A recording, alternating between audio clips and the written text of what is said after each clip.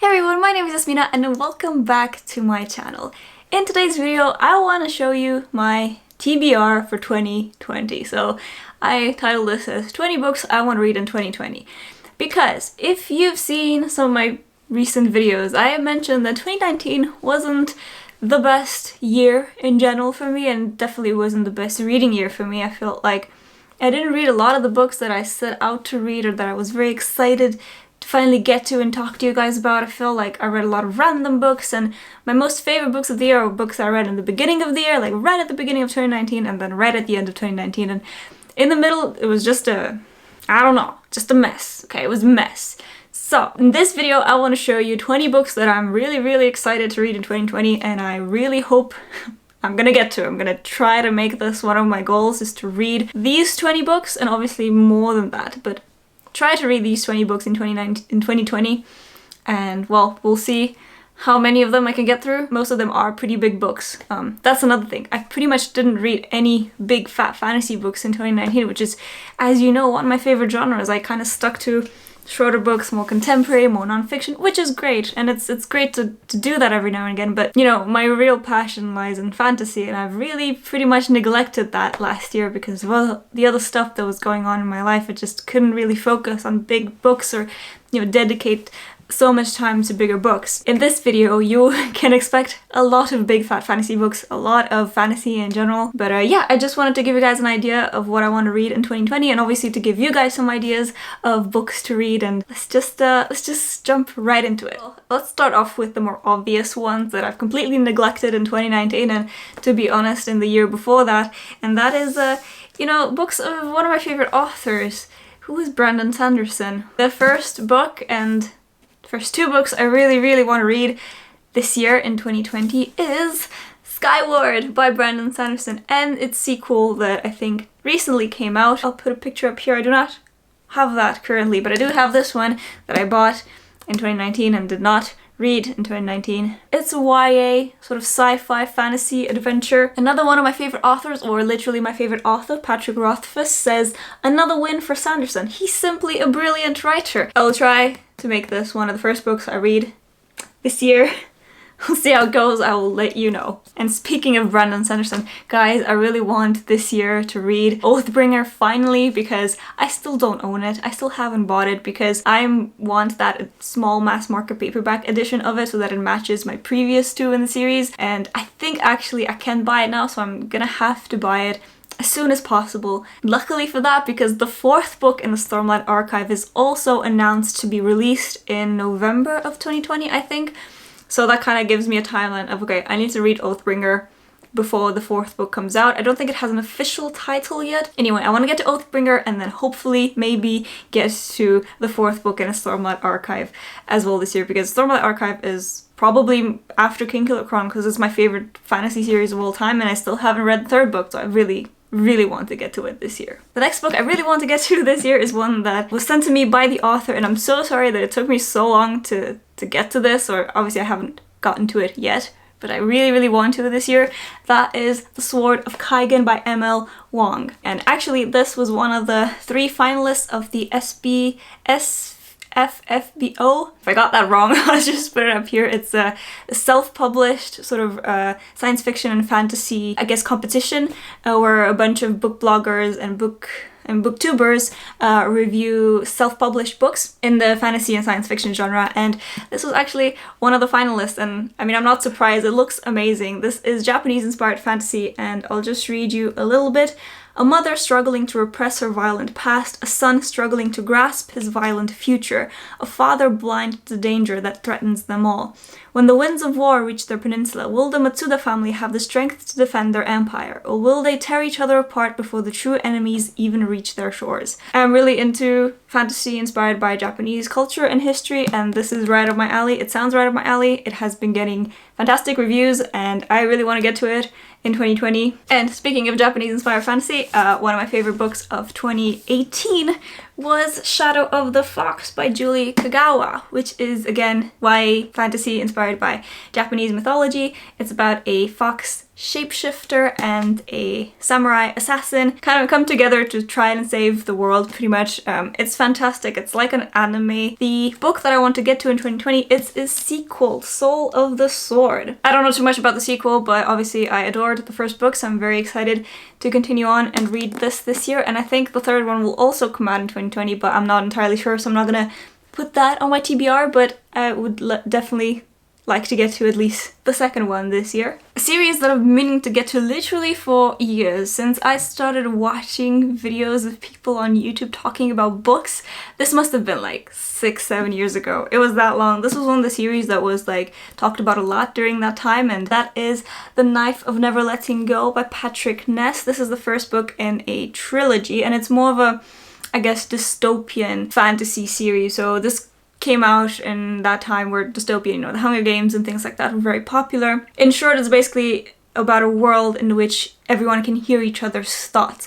But the main character finds a spot, like he goes for a walk and he just finds a spot where, for the first time in his life, it's silence. He can't hear anyone. Next is the 5th season by N.K. Jemisin. This won the Hugo Award in 2016, and it's the start of an epic fantasy trilogy. It says, it starts with the Great Red Rift across the heart of the world's sole continent, spewing ash that blots out the sun. It starts with death, with a murdered son and a missing daughter. It starts with betrayal and long dormant wounds rising up to fester. This is the stillness, a land long familiar with catastrophe, where the power of the earth is wielded as a weapon, and where there is no mercy. Next book is a non-fiction book called The Feather Thief by Kirk Wallace Johnson, and this is a true crime non-fiction book about a guy who broke into the National History Museum and stole some birds.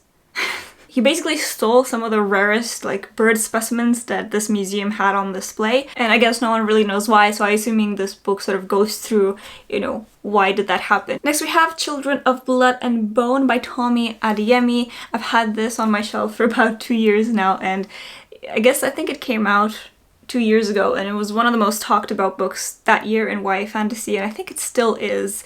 This whole series I think is still very popular, and but this is fantasy inspired by Nigerian culture, I'm pretty sure, and the back just says, "They killed my mother, they took our magic, they tried to bury us, now we rise." Then some horror, and of course the king of horror, Stephen King. This is one of his books that I'm most looking forward to reading. This is Salem's Lot, and of course I would like to keep this sort of for around creepy time, Halloween time this year, but we'll see. But this for some reason was the ones from his work that caught my eye the most, and I guess it's because, you know, it's about a creepy small town in America, which, well, I suppose most of his books are about that, but something about that setting really appeals to me. Another maybe creepy, maybe just thriller book that I really want to get to this year is We Were Villains by M.L.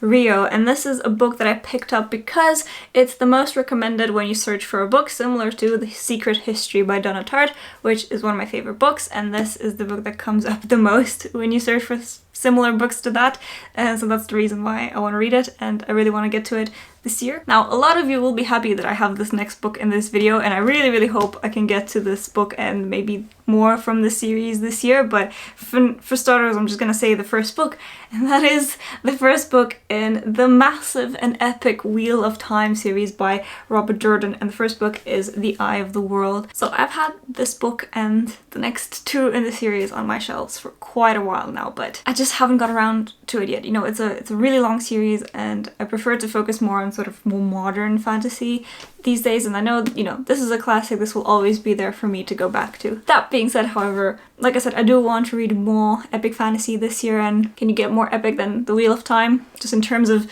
how many books there are and how big the story is, so I'm very excited to try and get to this series this year. The next book, you might think is funny that I'm holding it up like this, but I just wanted to show you, because I got this book in the Illumicrate subscription box from November, and it comes in this Harry Potter, like Hogwarts book sleeve. Isn't that cool? But anyway, the book inside is a very gorgeous book. It doesn't have like a dust jacket, so I always thought that was maybe a bit weird, but it is The Starless See by Erin Morgenstern. If you didn't know, Erin Morgenstern wrote The Night Circus, which is one of my favorite books of all time. This year, she released The Starless See, and I received this gorgeous edition in the Illumicrate box. It says, "Be somewhere else for a while." So, I really don't know anything about this except that it's Erin Morgenstern and that it's fantasy and that it's big. And that's all I need to know because I adored The Night Circus. Her writing is gorgeous, so I'm very excited to get to this year. Next on my list is a sequel, and that is Rise of Empire by Michael J. Sullivan. This is volume 2 of the Rhaeria Revelations. I read the first one, I don't know, 3 years ago or whatever, and that's one of my favorite books of all time. It's one of my favorite fantasy books of all time, and I still haven't gotten to the sequel, and so I really want to get to this year. This follows 2 main protagonists who are very funny and witty, and their banter is amazing, and it's more sort of light-hearted, video game-esque sort of fantasy that I just love to read about. Next is The 7 Deaths of Evelyn Hardcastle by Stuart Turton, and this is a thriller that has been very popular recently, and I picked this up in my most recent book haul that I'm sure you've seen. If not, I can link it up here. I'm really interested to read this because, like I said, everyone was talking about it in 2018. This won the Costa Book Awards in 2018 and it's supposed to be really, really good. And this is about a woman called Evelyn Hardcastle who wakes up every day of her death. So she relives her death, I think, in 7 days or something like that. So it's kind of like a weird Groundhog Day, but she dies at the end of each day. I don't know. Next I have Poison Study by Maria V. Schneider. This is the first book in the Chronicles of Ixia series. That is a YA fantasy series that has been around for a very long time, and I'm really excited to finally get to it.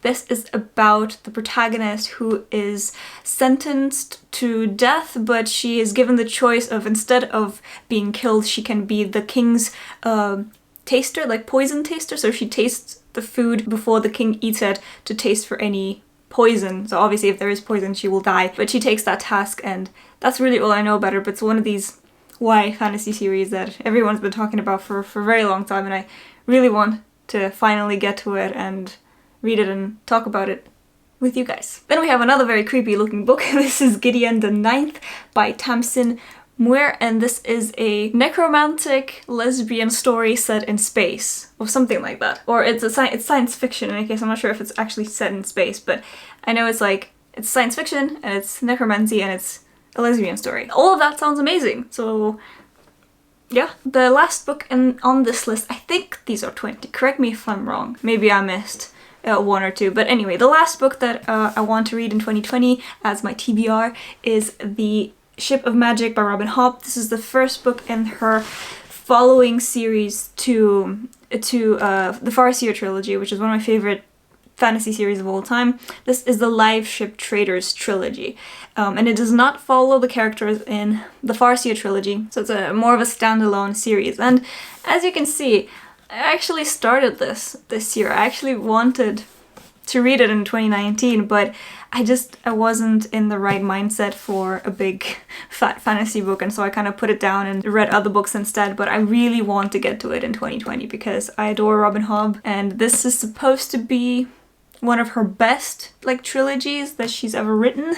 So I'm very excited. Again, I think it follows multiple characters, so not just one. And yeah, I don't really need to know that much about it because it's Robin Hobb and I know I'm gonna love it. I just need to, I need to take the time to sit down and just get through this. So yeah, those were the 20 books that I really want to get to in 2020. I really hope I'm gonna be able to get to all of these because they're all amazing books that I'm really excited about, and I really hope to be in the right mindset to sit down and really devour these books and really enjoy them, and then be able to talk about them with you guys. That was it from me today. Do let me know what are some books that you are planning on getting to in 2020, if there is 1 or 2 or maybe some that I've talked about in this video as well. And obviously if you've read any of these, please let me know what you thought of them in the comments down below. Otherwise, please like and subscribe if you want to see more content like this in the future. And yeah, I will see you next time with a new video. Bye!